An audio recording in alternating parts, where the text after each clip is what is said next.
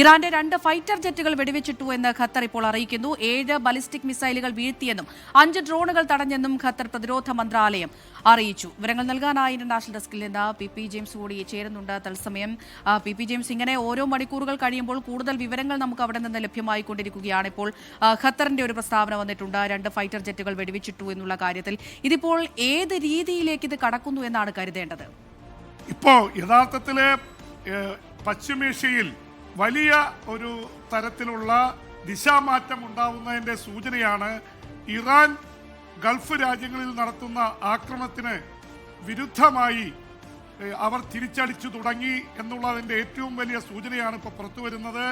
Qatar ഇതിൻ്റെ വ്യോമസേന ഇറാന്റെ സുഖോയ് 24 അത് റഷ്യൻ നിർമ്മിത വിമാനമാണ്, 2 ഫൈറ്റർ ജെറ്റുകൾ ഇറാന്റെ വെടിവെച്ചിട്ടിരിക്കുന്നു. ഒരുപക്ഷെ ഇതാദ്യമായിരിക്കാം ഇസ്രായേലിനും അമേരിക്കയ്ക്കും പുറമെ ഒരു ഗൾഫ് രാജ്യം, അറബ് രാജ്യം ഒരു ഇറാന്റെ 2 ഫൈറ്റർ ജെറ്റുകൾ വെടിവെച്ചിട്ടിരിക്കുന്നത്. അത് സുഖോയ് 24 ആണ്. അത് വെളിപ്പെടുത്തിയിരിക്കുന്നത് ഖത്തറിന്റെ ഡിഫൻസ് മിനിസ്ട്രി തന്നെയാണ്. അതുകൊണ്ട് ഔദ്യോഗികമായ സ്ഥിരീകരണത്തോടെയാണ് ഖത്തറിൽ 2 യുദ്ധവിമാനങ്ങൾ, ഇറാന്റെ യുദ്ധവിമാനങ്ങൾ സുഖോയ് 24 വെടിവെച്ചിട്ടിരിക്കുന്നു. അതിനു പുറമെ 7 മിസൈലുകൾ, 5 ഡ്രോണുകളൊക്കെ വെടിവെച്ചിട്ടതായി സ്ഥിരീകരിച്ചിട്ടുണ്ട്. അപ്പോൾ സ്വാഭാവികമായിട്ട് ഖത്തറിലേക്ക് വലിയ ആക്രമണമാണ് നടന്നുകൊണ്ടിരുന്നത്. മിസൈല്, ഡ്രോണുകൾ അതെല്ലാം തടഞ്ഞിടുകയായിരുന്നു. ചിലതൊക്കെ വന്ന് അവിടുത്തെ എയർബേസിൽ പതിച്ചിരുന്നു എന്ന വാർത്തകളുണ്ട്. പക്ഷേ ഇതിൽ നിർണായകമായിട്ടുള്ളത് ഇറാന്റെ ഫൈറ്റർ ജെറ്റുകൾ ഇറാൻ അതിർത്തി കടന്ന് ഖത്തറിലേക്ക് ആക്രമിക്കാൻ ചെന്നുവെന്നും US-ന്റെ സേനാ താവളങ്ങളിൽ ബോംബിടാൻ ചെന്നുവെന്നും അത് ദോഹയുടെ വ്യോമസേന തകർത്തുവെന്നുള്ളത് ഒരുപക്ഷെ ഈ പശ്ചിമേഷ്യയിലും മധ്യപൂർവ്വ ഏഷ്യയിലും രാജ്യങ്ങൾ തിരിച്ചടിച്ചു തുടങ്ങിയതിൻ്റെ സൂചനയാണ്. ഇത് നേരത്തെ GCC രാജ്യങ്ങൾ ഈ തരത്തിൽ മുന്നറിയിപ്പ് നൽകിയതാണ്. ഞങ്ങളുടെ പരമാധികാരത്തിൽ കൈവച്ചാൽ, ഞങ്ങളുടെ അതിർത്തി കടന്നു വന്നാൽ ഇനി ഞങ്ങൾ നോക്കിയിരിക്കില്ല, ഞങ്ങൾ തിരിച്ചടിക്കും. ഇത് ഈ യുദ്ധത്തിന് വേറൊരു മാനം കൈവരുത്തുകയാണ്. ഖത്തർ പ്രതിരോധ മന്ത്രാലയത്തിന്റെ അറിയിപ്പ് വന്നതോടെ ഖത്തർ പ്രതികരിച്ചു.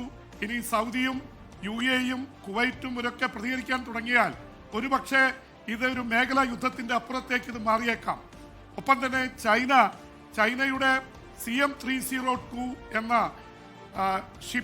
ആന്റി ഷിപ്പ് മിസൈൽ അത് ഇറാന് നൽകാൻ ധാരണയായതായി വാർത്തകൾ വരുന്നു. അതിന്റെ പ്രത്യേകത എന്ന് പറയുന്നത് വിമാനവാഹിനി യുദ്ധക്കപ്പലുകൾ തകർക്കാൻ ശേഷിയുള്ള സൂപ്പർ സോണിക് മിസൈലാണത്. അത് ഇതുവരെ വേണ്ട വിധത്തിൽ പരീക്ഷിക്കപ്പെട്ടിട്ടില്ല. 4 സെക്കൻഡ് കൊണ്ട്, സൂപ്പർ സോണിക് ആയതുകൊണ്ട് ശബ്ദത്തിൽ വേഗത്തിൽ നീങ്ങുന്നതാണ്. അവരടിച്ചാൽ 4 സെക്കൻഡ് കൊണ്ട് ഈ കപ്പലിനെ അടിക്കാൻ പറ്റും. തിരിച്ച് ഇതിനെതിരെയുള്ള സംവിധാനം അമേരിക്കൻ കപ്പലുകൾക്കൊക്കെ ഉണ്ട്.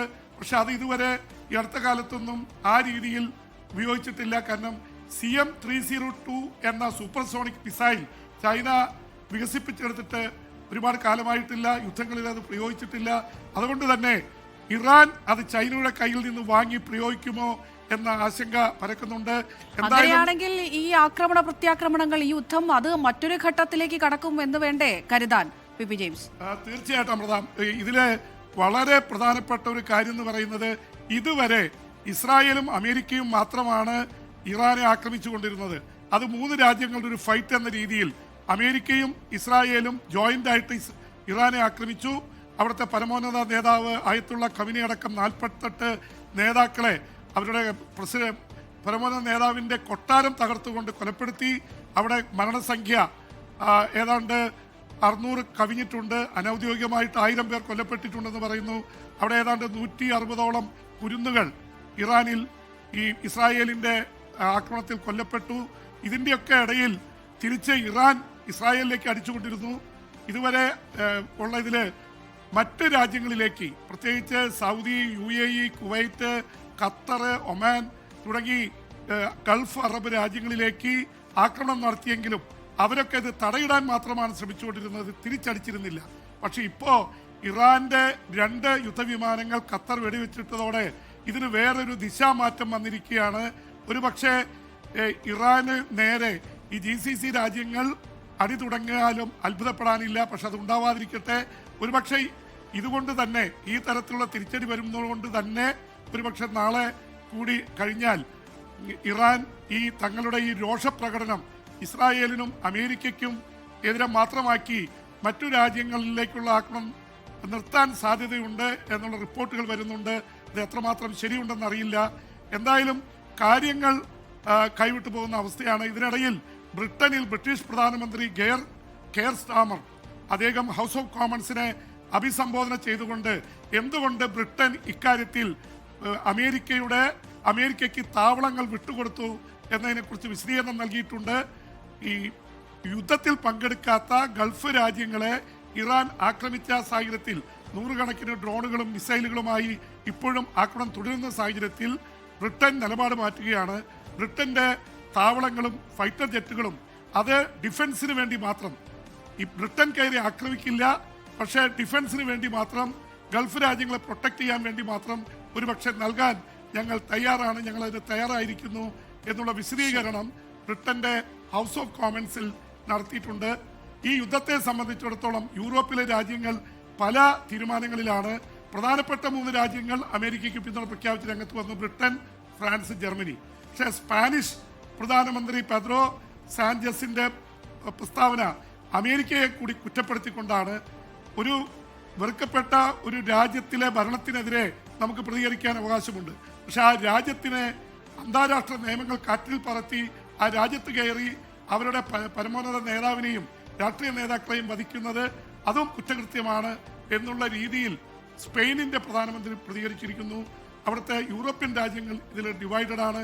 ലോകത്തെമ്പാടും നിന്നും ഈ നടക്കുന്ന ആക്രമണങ്ങൾക്കെതിരെ അനുകൂലവും പ്രതികൂലവുമായിട്ടുള്ള പ്രതികരണങ്ങൾ വരുന്നുണ്ട്. എന്തായാലും ഇറാന്റെ ആണവ കേന്ദ്രം നത്താൻസ് ആക്രമിച്ചതോടെയാണ് ഇറാന്റെ നിലപാടിൽ ഈ കൈവിട്ട കളിയിലേക്ക് ഇറാൻ പോയിക്കൊണ്ടിരിക്കുന്നത്.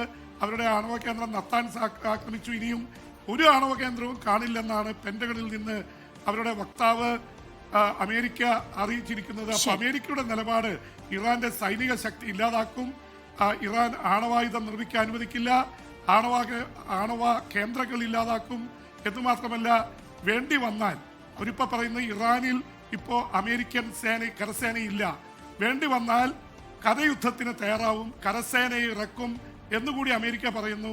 അതൊരു വീണ്ടും ഒരു ദിശാമാറ്റമാണ്. അത് അത്ര എളുപ്പമുള്ള കാര്യമല്ല. കാര്യം ഇറാന്റെ കയ്യിൽ 6 മുതൽ 8 ലക്ഷം വരെ സേനയുണ്ട്. ഇസ്രായേലും ഇപ്പോൾ 40,000 അമേരിക്കയുടെ സേനയും പല ബേസിലായിട്ട് ചേർന്നാലും സാധിക്കില്ല. അമേരിക്ക വൻതോതിൽ സേനാ വിന്യാസം നടത്തേണ്ടി വരും. അത് അമേരിക്ക പറയുന്നുണ്ട്, ഞങ്ങൾ കൂടുതൽ സേനാ വിന്യാസം നടത്തും എന്ന് പറയുന്നുണ്ട്. എന്തായാലും ഇത് കൂടുതൽ രൂക്ഷമാവുന്ന തരത്തിലേക്കാണ് പോകുന്നത്. അതെ, അത് തന്നെയാണ് ആശങ്കയുണ്ടാക്കുന്നതും. ഇന്നും അമേരിക്കയുടെ ഭാഗത്ത് നിന്ന് പ്രകോപനപരമായ ഒരു പ്രതികരണം തന്നെയാണ് ഉണ്ടായത്. കണ്ടറിയണം ഇനിയിപ്പോൾ ഏത് ഘട്ടത്തിലേക്കാണ് ഈ ഒരു യുദ്ധം മാറുക എന്നുള്ളത്. പി ജെയിംസ് ആണ് ഇന്റർനാഷണൽ ഡെസ്കിൽ നിന്ന് വിശദമായ വിവരങ്ങൾ നൽകിയത്. ലോകത്തെവിടെയായാലും ഏത് സമയത്തും 24 വാർത്തകളും ഓഗ്മെന്റഡ് റിയാലിറ്റി പാക്കേജുകളും എക്സ്പ്ലെയിനറുകളും വിശദമായി കാണാൻ ഞങ്ങളുടെ യൂട്യൂബ് ചാനൽ നിങ്ങൾക്ക് സബ്സ്ക്രൈബ് ചെയ്യാം.